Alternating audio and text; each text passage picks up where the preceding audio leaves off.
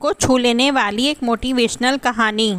रात को 11 बजे एक घर पर डोरबेल बजी।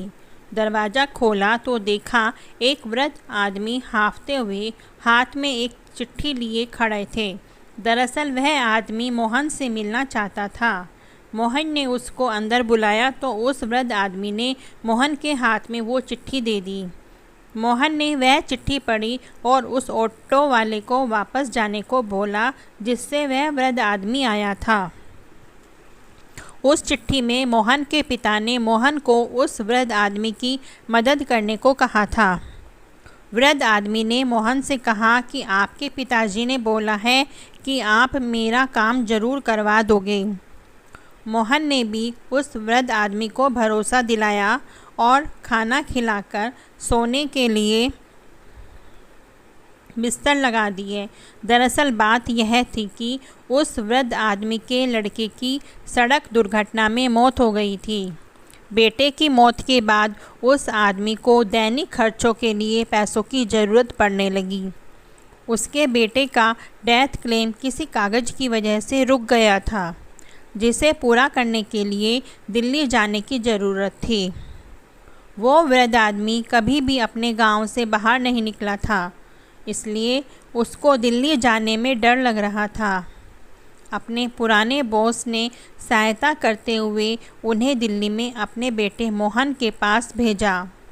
अगले दिन सुबह मोहन ने अपने ऑफिस से छुट्टी ली और उस वृद्ध आदमी का पूरा काम करवा दिया।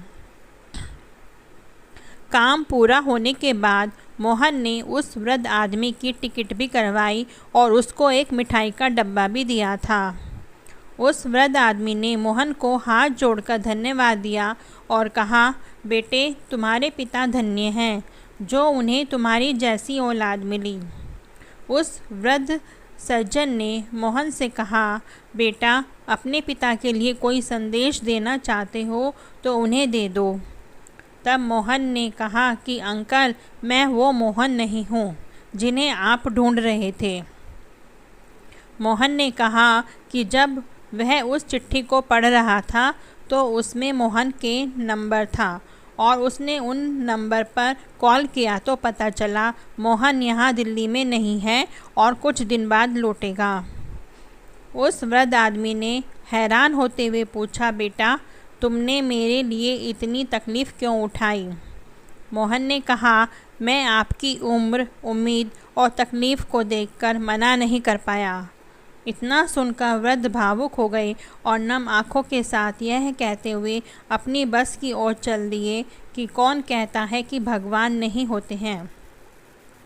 मोहन भी भारी मन से लेकिन सुकून के साथ खुद पर गर्व करते हुए अपनी घर की तरफ चल पड़ा। उस दिन मोहन को बहुत सुकून भरी नींद आई थी। दोस्तों, भगवान ने इस संसार में सबको मदद करने की सामर्थ्य नहीं दी है, इसलिए कुछ लोग चाहकर भी अपनी मदद नहीं कर पाते हैं।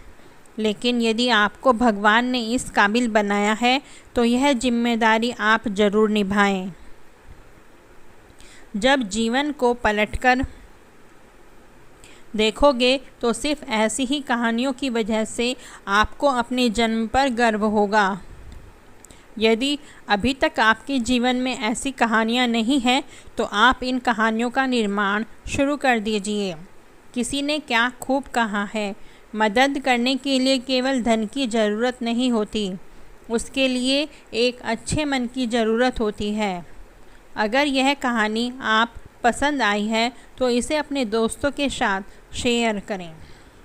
Thank you for watching.